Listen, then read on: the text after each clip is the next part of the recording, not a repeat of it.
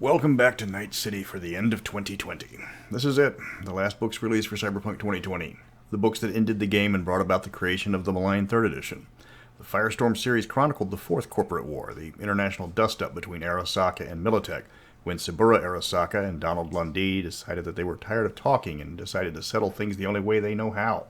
Total warfare that ends in the 2020 timeline literally getting nuked. I'm Mr. Welch, and it's time to end this. There's 2 books in the Firestorm line. There was a 3rd plan, but R. Talsorian decided to combine it with the 2nd book. Firestorm Stormfront was released in '97, written by a host of writers and editors, and Paulo Parente did the cover art for both books. These books were the last works of a great game, so it was only appropriate that pretty much everyone involved in Cyberpunk had a hand in seeing it off. Both books clock in at 144 pages each, and you can get both in print for $20 at the RTAL website. The 4th Corporate War starts with the collapse of the German shipping company IHAG, whose assets are contested by the American company OTEC and the French corporation Sino. OTEC hires Militech to protect their assets while they attempt to acquire IHAG, while Sino hires Arasaka for the exact same reason. It doesn't take long before Militech and Arasaka start shooting at each other because they want to, rather than just to protect their clients' interests. This spirals out of control as the 4th Corporate War quickly goes worldwide and a lot of bystanders get caught up in the crossfire. The first book is a slow burn up to the shooting war that will engulf the globe, with more than half the book devoted to aquatic-based edge running. It's a bit boring, actually, as the book's focus is a little too narrow in scope to hold the attention of the players long. Now, you might have a Clive Cussler fanatic in your group, but chances are your players are going to start to roll their eyes after the 5th straight adventure in a row that's set in an oil rig, a submarine, or a random undersea base. There's a lot of new rules for undersea adventures, equipment, weapons, and new roles devoted to aquatic players, but honestly, how many players are going to jump at the Dive Master role? Stormfront picks up once you get to the second half of the book. That's when Arasaka and Militech start really mixing it up in the shadows. You immediately get thrown 3 new rules, the Elite Covert Specialists and Techs, and the Assassins.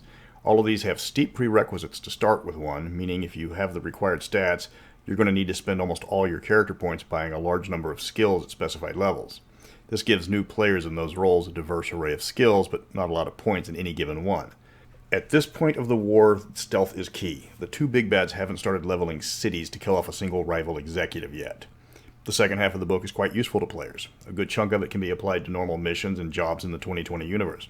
There's a lot of spy gear and weapons designed for covert ops. If you have a group that relies on stealth rather than firepower, they're going to have a field day with Stormfront. There's tips to running a stealth mission, multiple examples of both Arasaka and Militech covert teams, which make great bad guys for higher level parties. You've got a new assassin drone, spy cars, even radar-proof clothing for your players to blow their Eurobucks on. Stormfront is a weird book. Half of it's incredibly useful, and half of it is a little too niche for most players. There's a lot of adventures thrown in, and a large number of NPCs for the players to get introduced to. The issue with the NPCs is a lot of them are either reprinted from Arasaka or Militech, while the OTEC and Sino characters seem to be little more than cameos. If you're going to play out the 4th Corporate War, then your players will need to play the underwater adventures for full immersion, no pun intended. But players are going to quickly want to move on to the actual Corporate War.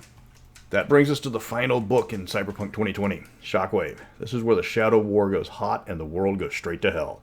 The Eurobank steps in and settles the dispute between OTEC and Sino, but Militech and Arasaka have long since abandoned that excuse for shooting at each other. Shadow War is a memory, now it's an open war. Both corporations call on the substantial assets of various nations, leading to many missions going up against government assets. Both companies hire every freelancer available. Those that stay neutral have to go into hiding, or else they're going to be eliminated as a precaution by one of the combatants. There is a lot of gear and rules in this book for waging a corporate war. Panzer Boys finally make their appearance in 2020, getting their long-awaited conversion from 2013's Hardwired. The book also adds aero jocks for the fighter pilots and reprints powered armor troopers from Maximum Metal. Actually, almost every single vehicle from Maximum Metal is reprinted in this book, just minus their fluffy parts. There's a large portion of this book that is reprinted from a host of sources. The weapons introduced in this book are several levels of lethal over normal street weapons. Everything I've said in previous videos about the DM trying to match the firepower to the campaign, completely ignore it for this book. Both sides are cranking out hyper-lethal experimental weapons and dumping them on the street. Backpack artillery pieces, man-portable fuel air bombs, powered armor that fits around full-body conversions are just some of the insane weapons the corporations are handing out like candy. It's not just infantry weapons that the corporations are flooding the streets with. The vehicles are all designed for maximum carnage. We're talking hover tanks, walking tanks, VTOL gunships, low-orbit killsats, all get introduced, and these are running around the streets of 2020 hunting for rival corporation assets. The game hammers home the point that the corporate war is giving up any trappings of previous wars. Instead of protecting assets, both companies instead will settle for nothing short of the obliteration of their rival. The book does give rules for mass combat, though mostly at a unit level. Players participating in the Fourth Corporate War are going to be given large numbers of military assets if they prove competent. So instead of running a combat where there are dozens of soldiers aside, just use the more compact mass combat rules. It's quick, it's dirty, and it doesn't require you to spend 4 hours for a 2-minute firefight. For those players not participating in the Fourth Corporate War, well, have fun hiding in your bunker while the tanks rumble overhead and hope the Arasaka killsat doesn't guess your location.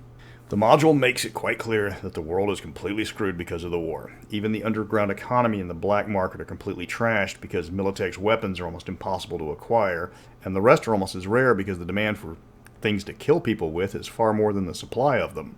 To make matters worse, both Militech and Arasaka are rushing out prototypes and using the war to test their latest inventions with highly mixed and lethal results. The book ends with the end of the setting, at least originally, as it was replaced by Cyberpunk 3rd Edition. Now, Cyberpunk 3rd has been retconned completely with Cyberpunk Red, but that's a topic for a future video.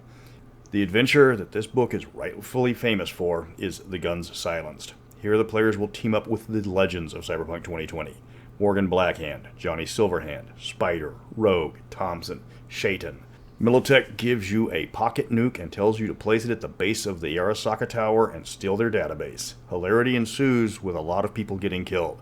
And for everybody waiting patiently for 2077, this is the adventure where Johnny bites it. He's cut in half by an automatic shotgun by Atom Smasher on the top floor, along with quite a few other big-name NPCs. And that's where Cyberpunk died, in the smoking radioactive remains of the Arasaka Tower, at least until this year with Cyberpunk Red and 2077 coming out.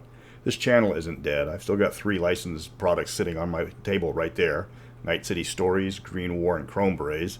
I'll be doing Chrome Berets next on the video. And when I get my hands on Cyberpunk Red, I'll continue the channel from there. There's plenty of channels for Cyberpunk 2077, and since I'm a tabletop man, I'm going to leave reviewing the computer game to those guys. Once I'm done with the book, I'll reevaluate Cyberpunk and see where we go from there. Just remember, this is not the end. This is the end of the beginning.